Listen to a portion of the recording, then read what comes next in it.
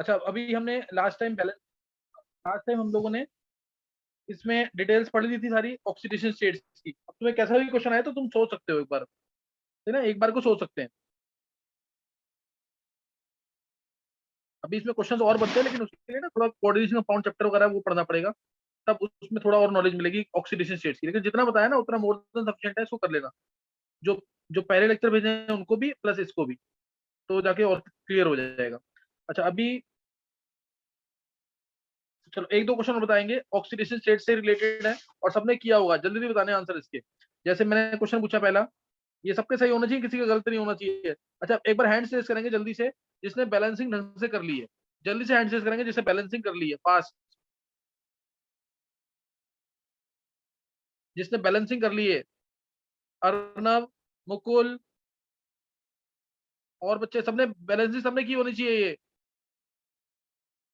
और किसने कर लिया है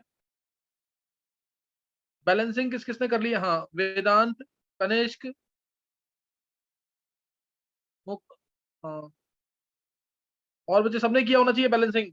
बैलेंसिंग नहीं किया तो फिर फायदा नहीं है लेक्चर अटेंड करने का। मैं फास्ट करवाऊंगा बैलेंसिंग जो करवाऊंगा, क्योंकि उसमें टाइम वेस्ट नहीं करना, मेरे को मेन काम करवाना है रेडॉक्स टाइट्रेशन का। आर्यमन, और कोई बच्चा जिसने बैलेंसिंग की हुई है? नवीन, ये तो टोटल 7 स्टूडेंट्स हैं जिनसे बैलेंसिंग की हुई है।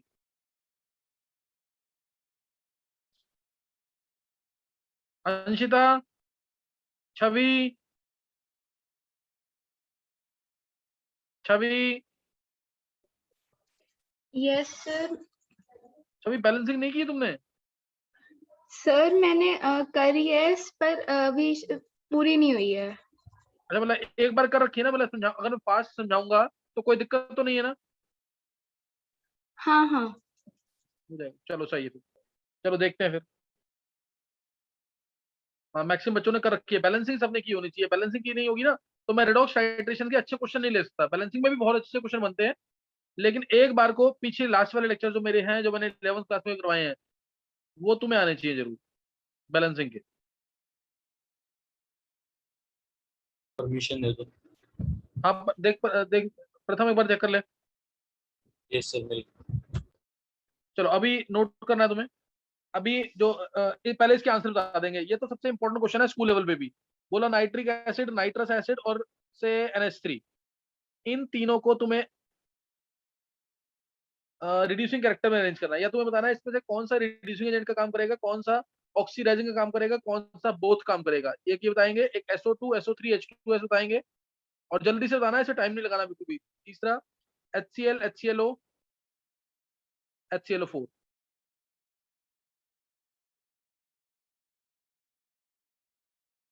ये जल्दी से बताओ। H2O2, हालांकि क्वेश्चन तो और बनते हैं इसके अंदर, जैसे H2O2, H2O, ये ले लिया। क्वेश्चन और बन सकते हैं, लेकिन बस एक बार जल्दी से बताएंगे इनमें ऑक्सीडाइजिंग एजेंट कौन सा है, रिड्यूसिंग कौन सा है, और कौन सा दोनों का काम करेगा, फास्ट।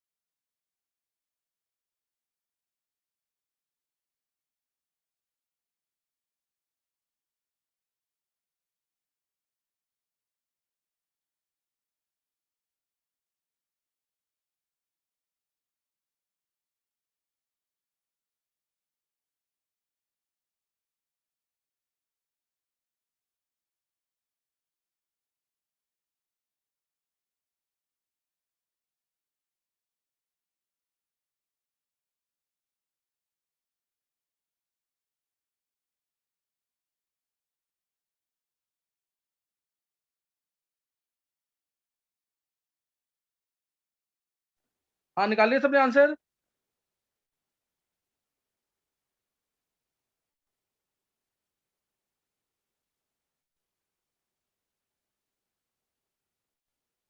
Yes sir. चलो मैं एक बार आंसर बता रहा हूँ, चेक करेंगे इसका सही है या कौन बोलेगा आंसर एक बार 11th वाले बच्चों में से?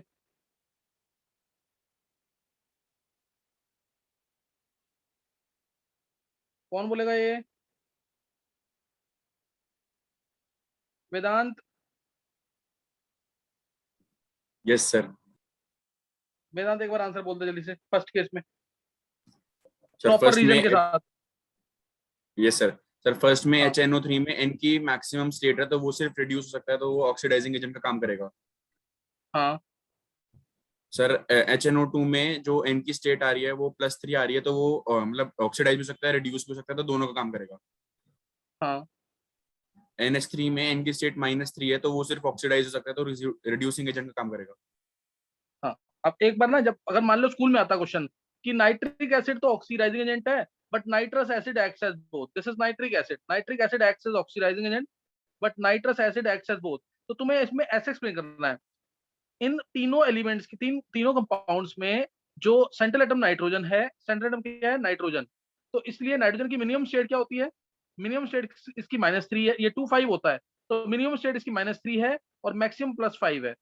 मिनिमम -3 है, मैक्सिमम +5 है। अगर मिनिमम में कोई होगा तो वो इलेक्ट्रॉन लूज कर सकता है, चाहे वो N-2 जाए, चाहे वो N-1 जाए, चाहे वो N2 जाए। इलेक्ट्रॉन लूज कर रहा है अगर कोई, तो वो होता है रिड्यूसिंग एजेंट, इसीलिए NH3 होगा reducing agent only.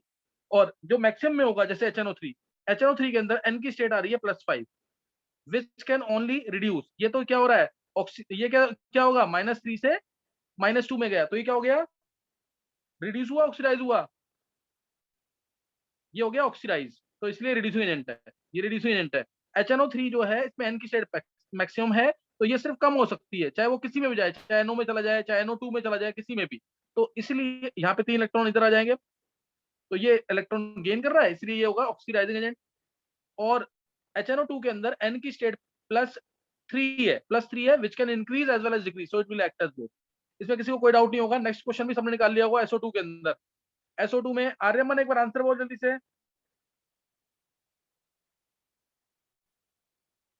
Sir SO2 both है।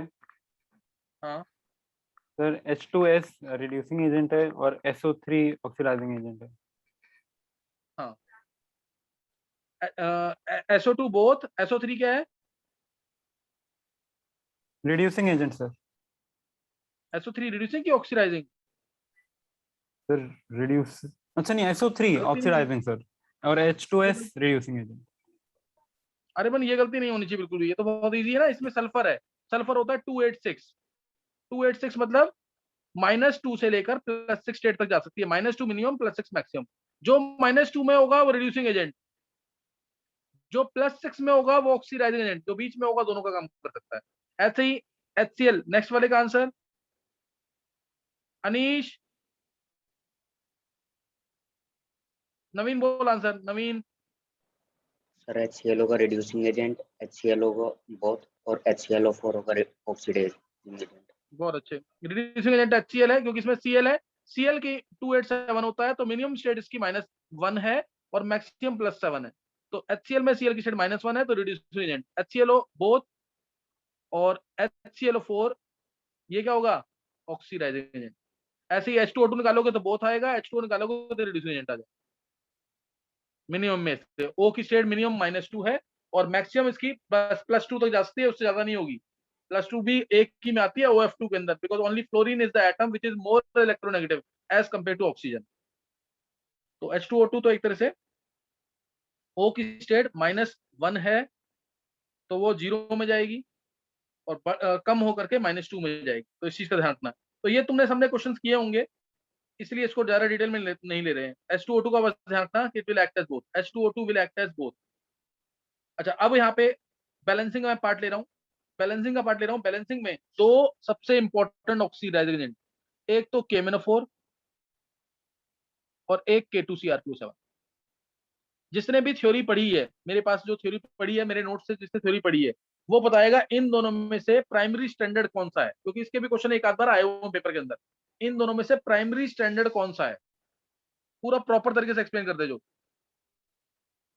Sir K2Cr2O7। सारी डिटेल दो उसकी निवृत्ति।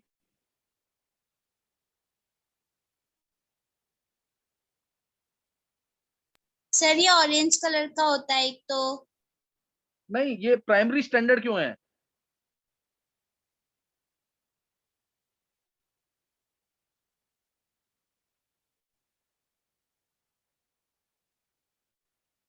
सर क्योंकि ये प्योर स्टेट में ऑब्टेन होता है। हाँ,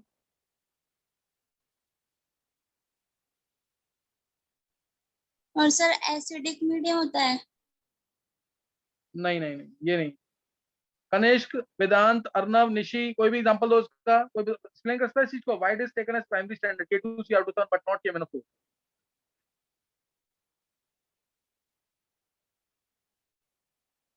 KMnO4 को हम सेकेंडरी स्टैंडर्ड बोलते हैं, K2Cr2 को प्राइमरी स्टैंडर्ड। देखो ये चीजें नहीं पढ़ोगे ना, ये मैं तुम्हें बता रहा हूँ ना, नॉर्मल चीजें तो हर जगह पढ़ लोगे तुम। ये चीजें क्वेश्चन, ये भी क्वेश्चन पूछे हैं IIT मेंस के अंदर, तुम नीट में भी आता है। बोलना किसी को आंसर।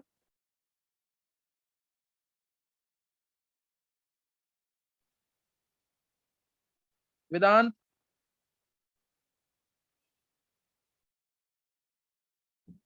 सर ये एसिडिक मीडियम में स्टेबल ज्यादा होता है, तो ये प्राइमरी मतलब स्टैंडर्ड सॉल्यूशन बनाता तो 1 डिग्री होता है। हाँ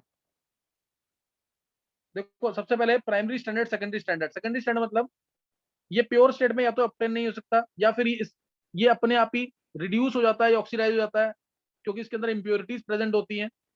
मतलब मेन चीज है कि प्योर स्टेट, जिसकी स्टैंडर्ड सॉल्यूशन बन जाए, जिसकी स्टैंडर्ड सॉल्यूशन बन जाए वो प्राइमरी। जैसे मैं इसकी स्टैंडर्ड सॉल्यूशन 1 मोलर या 2 मोलर की बना सकता हूँ आसानी से, K2Cr2 KMnO4 की नहीं बना सकते, क्योंकि ये प्योर स्टेट में नहीं मिल पाता, क्यों? कुछ ना कुछ इंप्योरिटीज इसके अंदर होती है KMnO4, और लाइट पड़ते ही ये डिकम्पोज कर जाता है। लाइट पड़ते ही ये डिकम्पोज कर जाता है। जैसे ये इस पे लाइट पड़ी तो ये K2MnO4 प्लस MnO2, समझे कि नहीं? K2MnO4 plus MnO2 plus O2, ये O2 की प्रिपरेशन भी है, ध्यान रखना चीज का। लाइट पड़ेगी ना तो डिकम ये, और जैसे इस पे लाइट आई सिर्फ, ऐसा नहीं है कि K2Cr2 नहीं टूटेगा, लेकिन इसको थोड़ा ज्यादा गर्म करना पड़ता है। इस पे लाइट पड़ेगी ना तो उससे फर्क नहीं पड़ता है, इसको हीट करेंगे हम तो ये K2CrO4 ये भी देता है, प्लस Cr2O3 ये देगा, plus Cr2O3 plus O2 gas की प्रिपरेशन ये भी है। बताऊंगा इसमें कि जब ऑक्सीडाइजिंग एजेंट प्रेजेंट होते हैं, स्ट्रॉन्ग ऑक्सीडाइजिंग एजेंट, हीट करने पर वो ऑक्सीजन देते हैं, जैसे KClO3 है, इसको भी हीट करोगे तुम, इसको गर्म करोगे तो KCl प्लस 3/2 O2 दे देगा। तो तुम्हें एक तरह से ध्यान रखना है कि कौन सा प्राइमरी स्टैंडर्ड है, कौन सा सेकेंडरी स्टैंडर्ड है। जैसे मैंने एक एग्जांपल और दिया हुआ तुम्हें, FeSO4 और एक मोहर्स सॉल्ट दिया हुआ कि नहीं, FeSO4.NH4। Yes, sir. हाँ, तो ये ध्यान रखना है, .6H2। जैसे मोहर सॉल्ट है, ये आसानी से ऑक्सीडाइज नहीं होता, इसको ऑक्सीडाइज करना है तो तुम्हें स्ट्रॉन्ग ऑक्सीडाइजिंग एजेंट डालना पड़ेगा, जैसे K2Cr2 ये डालोगे तो आयरन +2 वाला +3 में चला जाएगा, और इसका एन फैक्टर आ जाएगा 1। एन फैक्टर इसका 1 होता है, ये IIT का क्वेश्चन है, लेकिन ये तो एयर के थ्रू भी ऑक्सीडाइज हो जाता है, Fe2SO4 ऑक्सीडाइज बना देगा। तो प्राइमरी स्टैंडर्ड हम मानेंगे कि इसको मोहर सॉल्ट को, मोहर सॉल्ट, ये मैंने वीडियोस में भेजा होगा सबको, मोहर सॉल्ट को मानते हैं, नॉट FeSO4। तो एक बार ये चीज कर लेना कि K2Cr2 can be obtained in pure form but KMnO4 can not be obtained in pure form. इसके अंदर इंप्योरिटीज होती है, सही है? तो जैसे जिस पानी के अंदर हम डिजोल्व करेंगे ना, उसके अंदर ऑलरेडी क्या होंगी, इसके अंदर ऑलरेडी क्या होंगी, ऑर्गेनिक इंप्योरिटीज होंगी, जो कि रिड्यूसिंग एजेंट का काम करती हैं, तो ये डिकम्पोज कर जाएगा, ये मतलब स्टेट अपनी कम कर लेगा। तो ये चीज तुम्हें ध्यान रखनी है। इसके अंदर लाइट पड़ेगी KMnO4 के ऊपर, लाइट पड़ेगी KMnO4 के ऊपर तो ये टूट जाएगा, K2MnO4 plus MnO2 plus O2 के अंदर O2 की प्रिपरेशन भी है, ये भी और ये भी। मतलब मेन बात ये है कि KMnO4 प्योर फॉर्म में ऑब्टेन नहीं हो सकता है, लेकिन K2Cr2 प्योर फॉर्म में ऑब्टेन हो सकता है। तो K2Cr2 को हम प्राइमरी स्टैंडर्ड मानते हैं, याद रख लेंगे इस बात को। और ऐसे ही मोहर सॉल्ट को मानते हैं नॉट FeSO4। तो ये दो चीजें बताइए, एटलीस्ट ये दो चीजें पता होनी चाहिए, ये पढ़ लेंगे जरूर। अच्छा, नेक्स्ट अब है मेन जो हमें करना है अब, वो है बैलेंसिंग। मोस्ट इंपॉर्टेंट पार्ट, सबको पता है कि स्कूल में बैलेंसिंग का क्वेश्चन आना ही आना है, इसके बिना पेपर नहीं बन सकता रेडॉक्स में। तो बैलेंसिंग में दो पहले एजेंट याद रखने हैं। एक तो मैं बताऊंगा तुम्हें डाइक्रोमेट आयंस K2Cr2O7, इसकी डिटेल तुम्हें करनी है पूरी। K2Cr2O7 potassium dichromate. Potassium dichromate सिर्फ एसिडिक मीडियम में ही ऑक्सीडाइजेशन का काम करता है, पहला question. Only it acts as oxidant, though it is slightly weaker as compare to KMnO4, लेकिन फिर भी ये काउंट करते हैं हम स्ट्रॉन्ग के अंदर।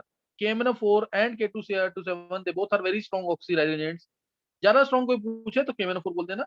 क्यों? क्योंकि KMnO4 जो है, एक तो Mn की स्टेट यहाँ ज्यादा है, Mn की स्टेट यहाँ +7 है, K2Cr2O7 में Cr की स्टेट क्या है, +6। तो जल्दी इलेक्ट्रॉन गेन करने की टेंडेंसी किसकी होगी? जिसकी स्टेट ज्यादा है। स्टेट ज्यादा किसकी है? KMnO4 में Mn +7 की। दूसरा पॉइंट ज्यादा इंपॉर्टेंट है, KMnO4 जो है ये जाता है Mn2+ के अंदर, एसिडिक मीडियम के अंदर। एसिडिक मीडियम में ये जाता है Mn2+ के अंदर, और Mn2 ये जाता है क्रोमियम 3+ के अंदर। क्रोमियम 3+ से थोड़ा ज्यादा स्टेबल है Mn2+, तो ज्यादा स्टेबल है, इसलिए रिएक्शन फॉरवर्ड डायरेक्शन में ज्यादा जाएगी। तो KMnO4 जो है ये बेटर ऑक्सीडाइजिंग एजेंट है as compare to K2Cr2O7। KMnO4 क्या है? Better oxidising agent as compare to K2Cr2O7। और KMnO4 हमारा तीनों मीडियम में ऑक्सीडाइजेंट का काम करता है, चाहे वो एसिडिक मीडियम हो, चाहे वो बेसिक मीडियम हो, या वो न्यूट्रल मीडियम, तीनों में ऑक्सीडाइजेंट का काम करता है। K2Cr2O7 acts as oxidant only in acidic medium. ये सिर्फ ऑक्सीडाइजेंट का काम करेगा एसिडिक मीडियम के अंदर। अच्छा, कोई भी आज तक लेक्चर्स पढ़े होंगे किसी ने मेरे, तो उसको पता होगा कि ये बेसिक मीडियम में काम क्यों नहीं करता ऑक्सीडाइजेंट का। Why it can not act as oxidant in basic medium?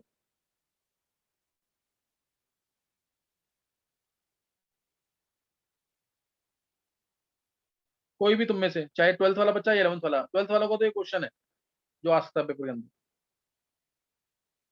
Basic medium में ये क्यों काम नहीं करता ऑक्सीडाइजेंट का? चलो आधा मिनट का टाइम लगा के सोच के बताओ।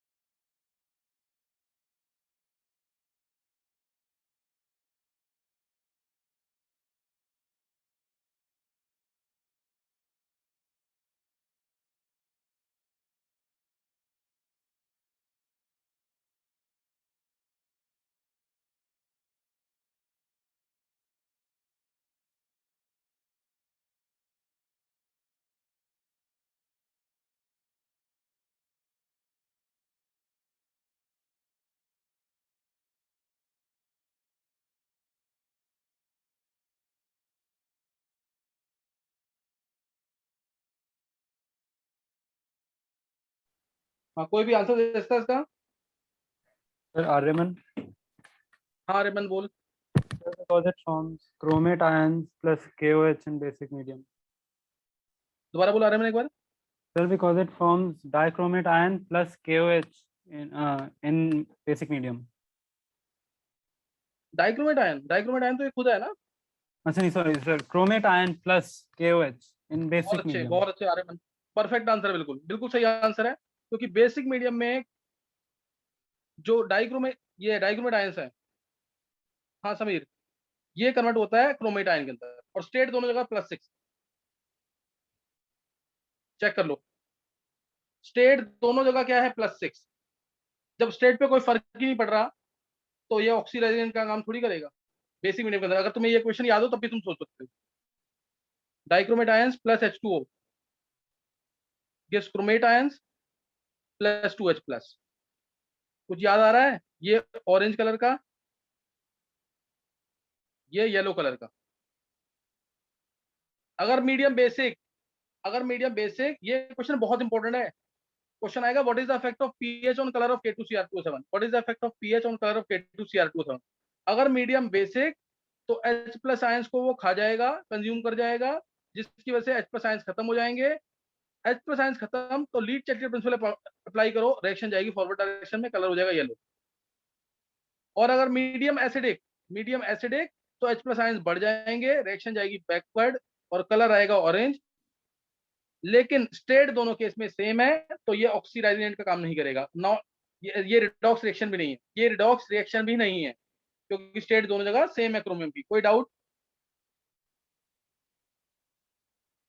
किसी बच्चे को कोई डाउट तो नहीं है इसमें?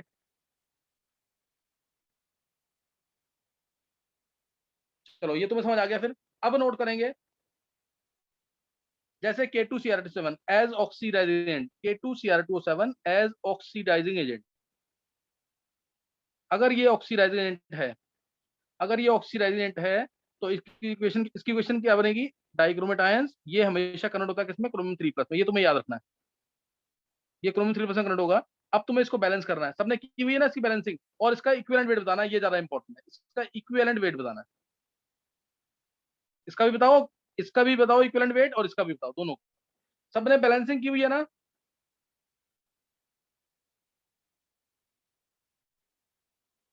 सबने बैलेंसिंग की हुई है कि नहीं? देखो 12th वालों को तो आना ही चाहिए, क्योंकि उनका बी एंड ब्लॉक चैप्टर है, उसके अंदर तो ये मेन रोल है बैलेंसिंग का।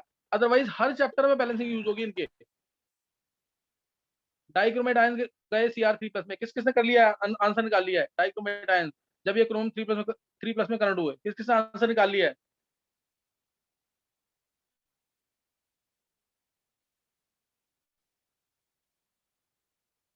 वेदांत कर लिया बैलेंसिंग?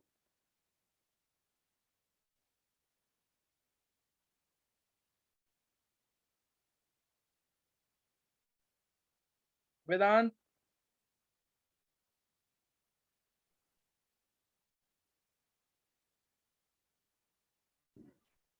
सर एन फैक्टर चलो तो देखो निकाल लिया, बैलेंसिंग कर। बैलेंसिंग, अब एक बार देखेंगे बैलेंसिंग। चलो बैलेंसिंग को भी एक बार ट्राई कर लेंगे, क्योंकि जिस बच्चे ने की है वो निकाल लेगा, बैलेंसिंग कर लेगा। जल्दी से करो बैलेंसिंग।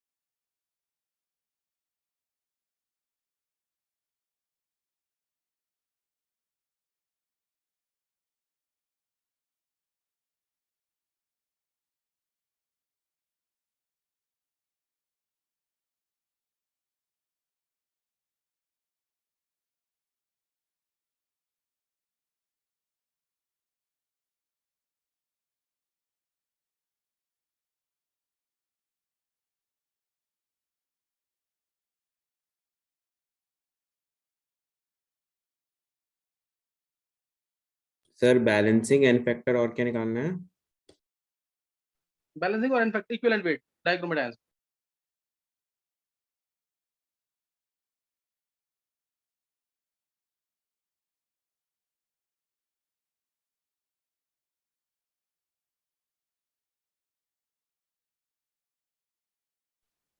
देखो सर, मैक्सिमम बच्चों ने आंसर भेज दिया है, एक बार चेक कर लेंगे जल्दी से। हाँ समर सही है। देखो डाइक्रोमेट आयंस क्रोमियम 3+ में गए, पहला स्टेप बैलेंस एटम्स। कौन सा? जिसमें स्टेट तुम निकाल रहे हो। क्रोमियम की स्टेट यहाँ आएगी +6,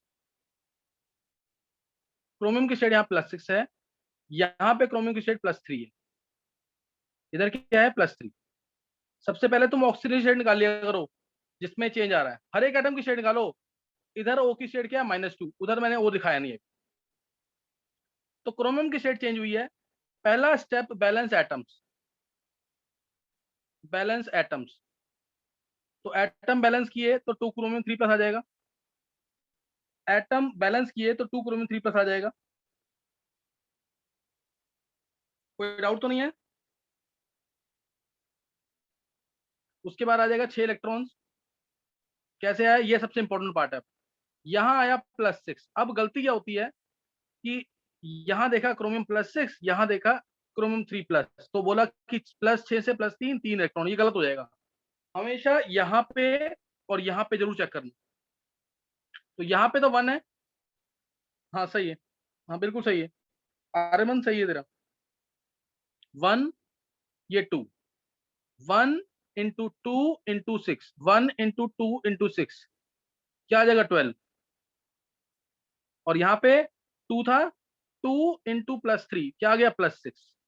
अब एक तरफ +12 है, एक तरफ +6 है, हमें इलेक्ट्रॉन्स ऐड करने हैं ऑक्सीडेशन नंबर को बैलेंस करने के लिए। ऑक्सीडेशन नंबर को बैलेंस करने के लिए हमें क्या करना है, इलेक्ट्रॉन्स ऐड करने हैं। तो यहाँ पे 12, यहाँ पे 6 इलेक्ट्रॉन्स होते हैं नेगेटिव, तो 6 इलेक्ट्रॉन इधर आएंगे। कोई डाउट, ये मैंने समझाया होगा बहुत प्रॉपर, तो इसलिए वीडियोस में तुम चेक कर लेना, ये मैंने बता रखा है इसके अंदर। तो इसलिए मैंने 6 इलेक्ट्रॉन लगा दिए। दूसरा स्टेप था balance oxidation number. Balance oxidation number, पहला स्टेप क्या था, बैलेंस एटम्स, दूसरा बैलेंस ऑक्सीडेशन नंबर। हमने बैलेंस एटम्स और बैलेंस ऑक्सीडेशन नंबर हो गया। अब करना है बैलेंस चार्ज, जो तुम्हें दिख रहा है बैलेंस चार्ज।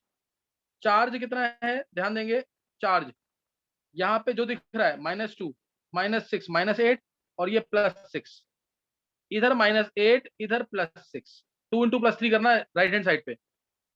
तो -8 से +6 एक साइड ले जाओगे तो -14 इधर हो गया, इधर 0 हो गया, या फिर इधर प्लस राइट हैंड साइड पे +14 कर दो। अब अगर मीडियम एसिडिक है तो H+ से बैलेंस करो, balance charge by H+, balance charge by H+। तो H+ किस साइड आएंगे, अब इस साइड ही आएंगे, +14 H+, क्योंकि +14 और -14 0 हो गया, 0 इधर, समझ गए कि नहीं ये। तो इसलिए चार्ज बैलेंस करेंगे बाय H+ और H+ आ जाएंगे लेफ्ट हैंड साइड पे। Dichromate ions +6 electrons +14 H+ gives 2 chromium 3+ +7 H2। कोई डाउट,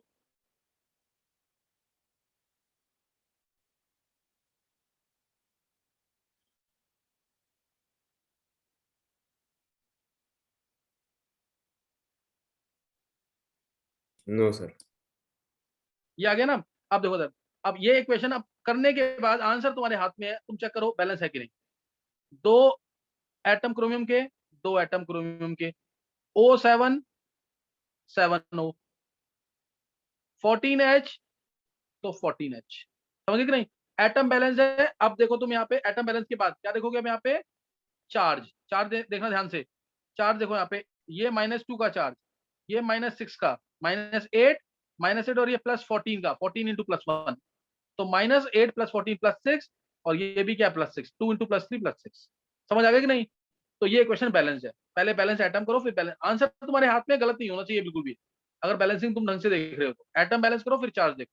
अब देखो यहाँ पे अगर मैं कहता हूँ इक्विवेलेंट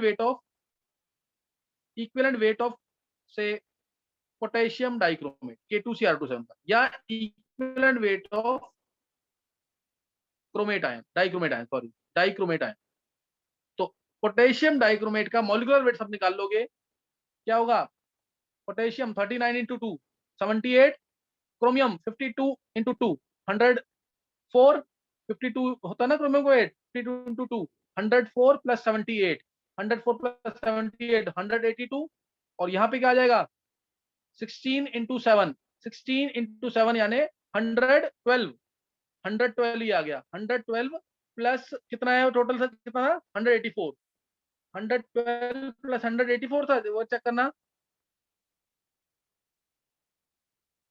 112 हाँ था ना सर। ये, कितना आ रहा है टोटल, 296 टोटल। 294 आना चाहिए, देखना पड़ेगा, कुछ गलती हुई है कहीं, नहीं 4 आएगा। 290 आ रहा है, हाँ 294/6 आ जाएगा, हाँ 294/6, 294/6 आंसर आ गया। अब मेरे को डाइक्रोमेट आंसर निकालना तो कितना होगा, क्रोमियम का 52 × 2 104, 104 + 16 × 7 96, कितना हुआ 96 + 104 200 / 6। कोई डाउट किसी को, सर वो 216 होगा। कुछ गलत किया क्या, यस सर, आपने शायद 16 × 7 96 बोला था। अच्छा 16 into 7 तो 112 आएगा ना, वो चेक कर लेना। 16 into 7 Yes, 100। sir. 140. हाँ सही है, तो जो भी है तुम कैलकुलेशन चेक कर लेना। 216/6 ये आ गया और 294/6 ये आ गया। ये तो पेपर में पूछते हैं, मोस्ट इंपोर्टेंट है 294/6। 294/6 इसको भूलना नहीं बिल्कुल भी। और ऐसे ही अब अगर मैं तुमसे पूछता हूं कि इस क्रोमियम आयंस का इक्विवेलेंट वेट क्या है, तो वो कितना बोलोगे तुम? क्रोमियम आयंस का इक्विवेलेंट वेट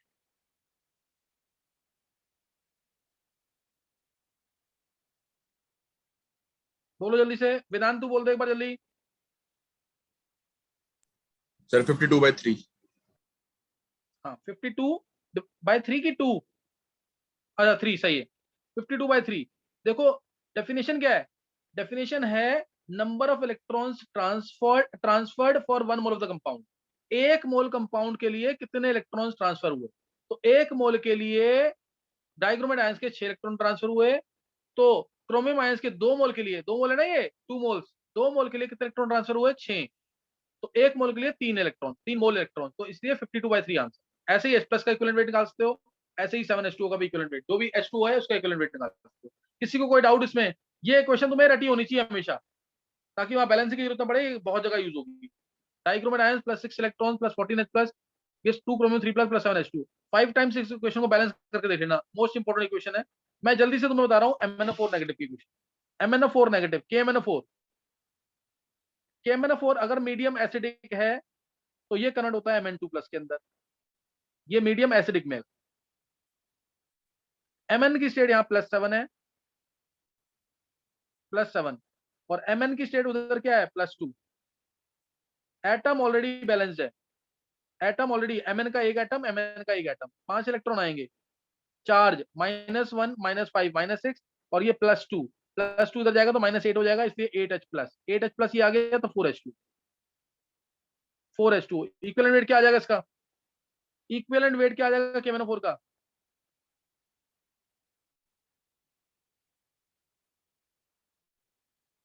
K का 39, Mn का 55, 16 into 4 64, सॉल्व करोगे 158 आ जाएगा। एक बार चेक कर लेना जरूर।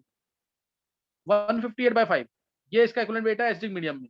अगर मीडियम बेसिक है, पहला क्वेश्चन ये, क्वेश्चन रेडी होनी चाहिए जरूर, 5 टाइम्स देख के देखना बैलेंसिंग करके। अगर मीडियम न्यूट्रल या वीकली अल्कलाइन, बेसिक बोलेगा तो भी यही वाला मीडियम लेना है, न्यूट्रल और वीकली बेसिक, यही मीडियम लेना है। Strongly basic medium until and unless mention किया है तब भी लेना, नहीं तो मत लेना। न्यूट्रल और वीकली बेसिक एक ही बात है। MnO4 नेगेटिव आता है MnO2 के अंदर, तो ये +7 था, यहाँ +4 है, 3 इलेक्ट्रॉन इधर आएंगे, एक नेगेटिव और 3 नेगेटिव, 4 नेगेटिव है तो 4 OH आयंस आ जाएंगे। अब देखेंगे 4H इधर हैं, 2 O ये रहे, 6 O हैं, 6 O में से 4 O यहाँ यूज हो रहे हैं, तो 4H और 2 O हैं, तो 2H2 हो जाएगा। Equation balance. Equivalent weight of KMnO4 will be 158/3। एक मोल के लिए 3 मोल इलेक्ट्रॉन्स ट्रांसफर्ड हुए हैं, तो 158/3। तीसरा केस, अगर स्ट्रांगली बेसिक मीडियम है, ध्यान देंगे, अगर स्ट्रांगली बेसिक मीडियम है तो MnO4 नेगेटिव जाता है Mn +6 के अंदर, ये +7 से +6 में जाता है, या फिर लिख दो ग्रीन कलर के मैंगनीट आयंस में, ये परमैंगनीट आयंस है, ये मैंगनीट आयंस है, इसका नाम है potassium permanganate, purple colour. Potassium permanganate purple colour का होता है, वायलेट कलरेशन। और जब ये कन्वर्ट होता है तो ये कलरलेस, कलर जरूर याद रखना, ध्यान रखना इसका, मैंने पीछे कलर नहीं बताया। Dichromate ions orange colour, chromium 3+ ions green colour, ये है पर्पल, ये रट देना बिल्कुल। ये वीडियोस में था कि नहीं? यस सर था। हाँ वो जरूर याद कर लेना। ये MnO4 नेगेटिव है हमारा, कौन से कलर का? पर्पल कलर का। MnO4 नेगेटिव कौन से कलर का है? ग्रीन कलर का। अब एक ही इलेक्ट्रॉन आएगा इधर, यहाँ +6 है, +7 है, यहाँ +6 है, तो एक इलेक्ट्रॉन इधर आ गया। इक्विवेलेंट वेट होगा 158/1। KMnO4 का इक्विवेलेंट वेट जो है स्ट्रांगली बेसिक मीडियम में कितना होगा? 158/1। 158/1। बात समझ आ गई कि नहीं है? 158/1 ये इसका इक्विवेलेंट वेट आ जाए। तो ये तीनों केसेस रटे होने चाहिए, कलर जरूर याद होने चाहिए, कलर बहुत इंपॉर्टेंट है, जरूर याद होना चाहिए। MnO4 नेगेटिव का कलर क्या है? पर्पल। Mn2 प्लस का कलर क्या है? लाइट पिंक या कलरलेस, लाइट पिंक बफ कलर बोलते हैं इसको, या कलरलेस। MnO4 नेगेटिव का कलर इधर पर्पल, MnO2 होता है ब्लैक पाउडर, ये पायरोलुसाइड और भी होता है, पायरोलुसाइड और भी होता है, ब्लैक पाउडर होता है, ब्लैक ब्राउन पाउडर कहते हैं इसको, ब्लैक ब्राउन पाउडर। यहाँ पे पर्पल और यहाँ पे ग्रीन कलर, ये ग्रीन, ये है परमैंगनेट आयंस, ये है मैंगनेट आयंस। और इसका जरूर याद करना पीछे कलर जो मैंने शायद पीछे नहीं बताया था तुम्हें, ये कलर देख लो एक बार, इसका कलर हमारा ऑरेंज, ये ऑरेंज कलर का है, और क्रोमियम आयंस जो है वो ग्रीन कलर, ये ग्रीन कलर, ये रटा होना चाहिए हमेशा। डाइक्रोमेट ऑरेंज, क्रोमियम 3+ ग्रीन, और क्रोमेट आयन मैंने पीछे तुम्हें बताया था ये होते हैं येलो कलर, क्रोमेट आयंस, ये yellow colour, chromate ions yellow colour के। तो ये जो मैंने इक्वेशन लिखी ना K2Cr27 और KMnO4 की, K2Cr27 ऑक्सीडाइजिंग एजेंट है सिर्फ एसिडिक मीडियम में, रटी होनी चाहिए इक्वेशन ये वाली, बिल्कुल हमेशा, ये इक्वेशन हमेशा याद होनी चाहिए। और परमैंगनेट आयंस की 3 इक्वेशन एसिडिक, बेसिक, न्यूट्रल में रटी होनी चाहिए, acidic medium, basic medium, neutral medium में बिल्कुल रटी होनी चाहिए इक्वेशन इसमें। एसिडिक में n फैक्टर 5, फिर 3, फिर 1, 5 3 1,